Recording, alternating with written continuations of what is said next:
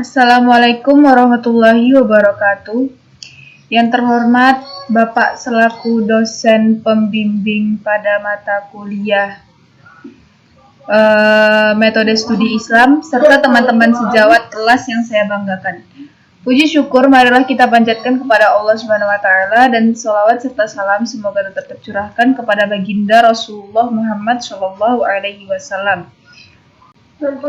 Adapun topik yang akan kita bicarakan mengenai pada diskusi kali ini yaitu tentang perkembangan studi Islam di dunia barat. Saya Nabila Sylviasari selaku moderator akan membimbing jalannya diskusi ini.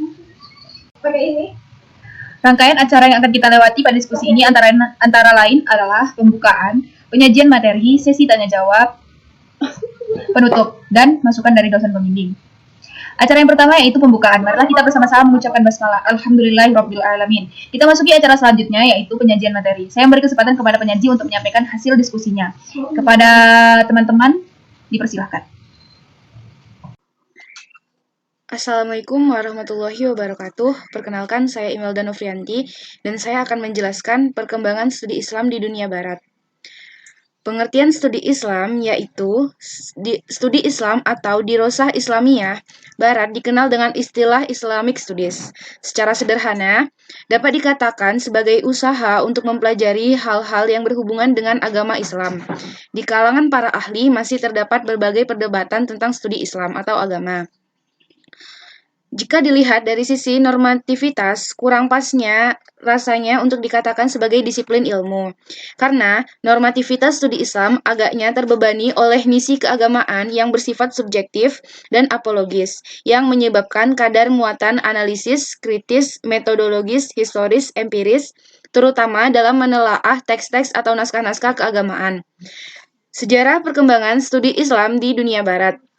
Kontak Islam dengan Barat atau Eropa dapat dikelompokkan menjadi dua fase, yakni pada masa kejayaan Islam abad ke-8 Masehi, kalau melihat Spanyol adalah abad 13 Masehi, dan pada masa Renaissance atau runtuhnya Muslim, di mana bangsa Barat yang berjaya, selama abad ke-16 Masehi sampai sekarang. Saya akan menjelaskan fase kejayaan Muslim. Kontak pertama antara dunia barat dengan dunia muslim adalah lewat kontak perguruan tinggi. Sejumlah ilmuwan dan tokoh-tokoh barat datang di perguruan tinggi muslim untuk memperdalam ilmu pengetahuan dan teknologi. Di dunia Islam belahan timur, perguruan tinggi tersebut berkedudukan di Baghdad dan di Kairo, sementara di belahan barat berada di Cordova. Bentuk lain dari kontak dunia muslim dengan dunia barat pada fase pertama adalah penyalinan manuskrip-manuskrip ke dalam bahasa Latin sejak abad ke-13 Masehi sehingga bangkitnya zaman kebangunan di Eropa pada abad ke-14 Masehi. Berkat penyalinan karya-karya ilmiah tersebut, terbukalah jalan bagi perkembangan cabang-cabang ilmiah tersebut di Barat. Apalagi sesudah aliran empirisme yang dikumandangkan oleh Francis Bacon menguasai alam pikiran di Barat dan berkembangnya observasi dan eksperimen. Yang kedua, fase Renaissance atau runtuhnya Muslim. Kedatangan Muslim fase kedua di dunia Barat, khususnya Eropa Barat, dilatar belakangi oleh dua alasan pokok, yaitu alasan politik dan alasan ekonomi. Alasan politik adalah kesepakatan kedua negara, yang satu sebagai bekas penjajah, sementara yang satunya sebagai bekas jajahan. Misalnya, Prancis mempunyai kesepakatan dengan negara bekas jajahannya bahwa penduduk bekas jajahannya boleh masuk ke Prancis tanpa pembatasan. Maka, berdatanglah Muslim dari Afrika Barat dan Afrika Utara, khususnya dari Algeria ke Prancis. Adapun alasan ekonomi adalah untuk mencukupi tenaga buruh yang dibutuhkan negara-negara Eropa Barat.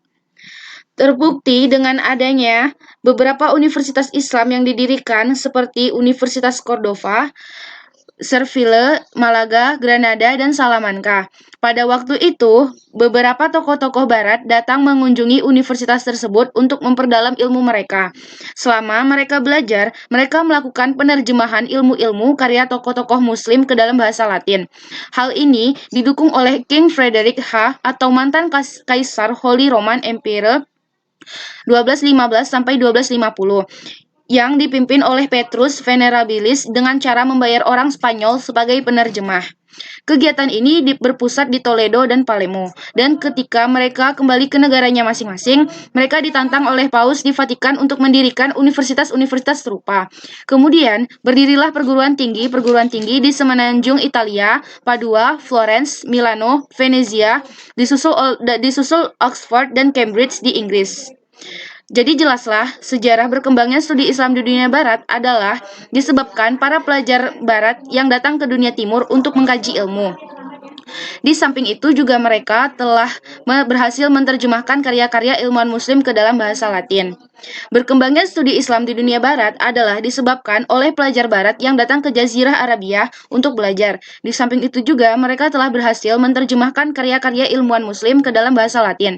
Gerakan ini pada akhirnya menimbulkan masa pencerahan dan revolusi industri yang menyebabkan Eropa maju.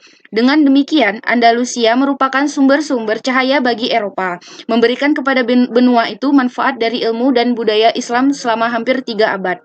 Berikutnya penjelasannya akan disampaikan oleh saudari kami, Amanda Rahayu. Assalamualaikum warahmatullahi wabarakatuh. Saya Amanda Rahayu akan melanjutkan penjelasan dari Imelda, yaitu poin ketiganya, Islam sebagai sains di dunia barat. Studi Islam dan sains Islam punya perbedaan dan persamaan. Persamaannya yaitu sama-sama objek kajian tentang ilmu pengetahuan agama. Perbedaannya, studi Islam adalah ilmu pengetahuan yang dirumuskan dari ajaran Islam yang dipraktekkan dalam sejarah dan kehidupan manusia. Ada berbagai pengetahuan modern seperti kedokteran, astronomi, matematika, fisika, dan sebagainya yang dibangun atas arahan nilai-nilai Islami. Sains Islam sebagaimana dikemukakan Hussein Nasr adalah sains yang dikembangkan oleh kaum muslim sejak abad kedua, merupakan salah satu pencapaian besar dalam peradaban Islam. Sejak abad kedua hingga ke-9 Masehi, peradaban Islam merupakan peradaban yang paling produktif dibandingkan peradaban manapun. Contoh, menurut Harun Nasution, beliau menuliskan Napoleon melakukan ekspedisi ke Mesir dengan memperkenalkan ilmu pengetahuan dengan membawa 167 ahli dalam berbagai bidang ilmu. Dia pun membawa 2 set alat percetakan huruf Latin, Arab, Yunani. Napoleon membentuk sebuah lembaga ilmiah yang disebut dengan Institut de Egypte, memiliki 4 bidang ilmu kajian, yaitu ilmu pasti, ilmu kalam, ilmu ekonomi dan politik, serta ilmu sastra dan seni. Keempat, perkembangan studi Islam di dunia barat. Mempelajari agama Islam tidak hanya sebatas pada kalangan umat muslim saja, dilakukan pula oleh orang-orang di luar kalangan Islam, yaitu atau kaum orientalis. Studi Islam yang dilakukan oleh kalangan orientalis bermaksud untuk mempelajari seluk-beluk ajaran Islam yang dijadikan sebagai ilmu pengetahuan. Dalam perkembangan studi Islam di dunia barat, objek kajiannya dapat digolongkan menjadi 2. Yang pertama, kajian bahasa Arab dan kajian teks. Dalam kajian teks ini hanya dilakukan oleh kalangan-kalangan yang memiliki pengetahuan solid tentang bahasa Arab sejak permulaan abad ke-19. Di antara pemula pakar bahasa Arab dari Jerman adalah Jokab Reski pada tahun 1716 sampai 1774. Salah satu dari ahli-ahli yaitu seorang sarjana Prancis, A.I. Sylvestre de Aigy. Studi teks hanya dapat dilakukan pengetahuan tentang bahasa Arab dan bahasa Islam lainnya, seperti Persia, Turki, Urdu, dan Melayu, termasuk di dalamnya kritik teks dan sejarah kesusastraan. Dengan demikian, edisi-edisi dari teks-teks tersebut dianggap sebagai prasyarat dalam kajian tekstual. C. Keahlian dalam kajian teks pada gilirannya merupakan prasyarat dalam kajian sejarah. Sebagian besar studi Islam saat ini di negara-negara barat lebih dipahami dengan latar belakang perkembangan historis. Sejarah studi Islam merupakan sebuah kajian tersendiri. Dalam kesempatan ini barangkali cukup untuk mengacu pada sebuah komograf yang berkaitan dengan persoalan tersebut, serta sebuah kajian yang memfokuskan pada 5 Islamok terkemuka pada 100 tahun pertama studi Islam. Pusat-pusat kajian Islam di dunia bagian barat. Yang pertama ada di Kanada, 2 Amerika Serikat, dan 3 Inggris. Assalamualaikum warahmatullahi wabarakatuh. Saya akan menjelaskan tentang perkembangan studi Islam di dunia timur. Sejarah perkembangan studi Islam di dunia timur. Perkembangan agama Islam tidak lepas dari perkembangan ilmu pengetahuan dunia atau umum, tepatnya pada akhir periode Madinah sampai dengan 4 Hijriah, fase pertama pendidikan Islam masih di masjid-masjid dan rumah-rumah dengan ciri hafalan, namun sudah selama abad ke-5 Hijriah, selama periode Khalifah Abbasiyah, sekolah-sekolah didirikan di kota-kota dan mulai menempati gedung-gedung besar, bukan lagi masjid, dan mulai bersifat intelektual, ilmu, dan ilmu sosial. Berdirinya sistem madrasah adalah di abad ke-5 akhir abad 11 Masehi, justru menjadi titik balik kejayaan, sebab madrasah dibiayai dan dipraksai negara. Kemudian madrasah menjadi alat penguasa untuk mempertahankan doktrin-doktrin terutama oleh kerajaan Fatimah di Kairo.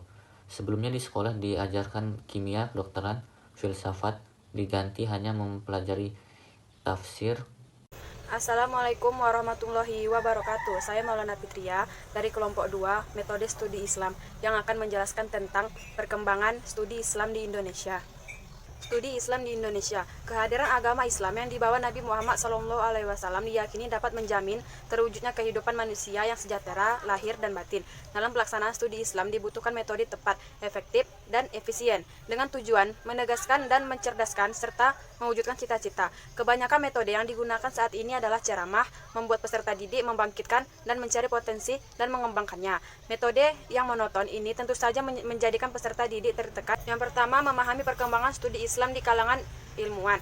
Di dalam Kamus Besar Indonesia, KBBI, yaitu penelitian ilmuwan, kajian telaah, dan suatu pendekatan untuk meneliti segala sosial dengan menganalisis suatu kasus secara mendalam dan utuh. Islam dari bahasa Arab adalah agama yang diajarkan Nabi Muhammad SAW. Ilmuwan yang merupakan orang ahli atau banyak pengetahuan tentang suatu ilmuwan muslim. Berasal dari bahasa Arab, muslimin secara harfiah berarti seorang yang berserah diri kepada Allah, termasuk segala makhluk yang ada di bumi dan langit. Yang kedua, secara terminologi, perkembangan studi Islam di kalangan ilmuwan dan masyarakat merupakan sebagian aktivitas yang banyak bergerak dalam perkembangan studi Islam yang perlu mengetahui sejarah perkembangan bagi programnya, sebab dengan adanya sejarah studi tersebut berfungsi sebagai ilmuwan, pengetahuan dari sebagai langkah serta jalur langkah yang menentukan dalam mempelajarinya, serta mengerti perkembangan apa saja yang diberi untuk mengembangkan ilmu dari ahli sampai sekarang ini. Yang pertama adalah periode klasik. Islam mengalami masa keemasan atau masa kejayaan, perluasan wilayah kekuasaan Islam, adanya integrasi antar wilayah Islam, dan adanya puncak kemajuan Islam di bidang ilmu dan sains. Namun, sekitar tahun 1000 sampai 1250 Masehi, keutuhan umat Islam di bidang politik pecah. Akhirnya tahun 1251 Masehi dapat dikuasai dan dihancurkan.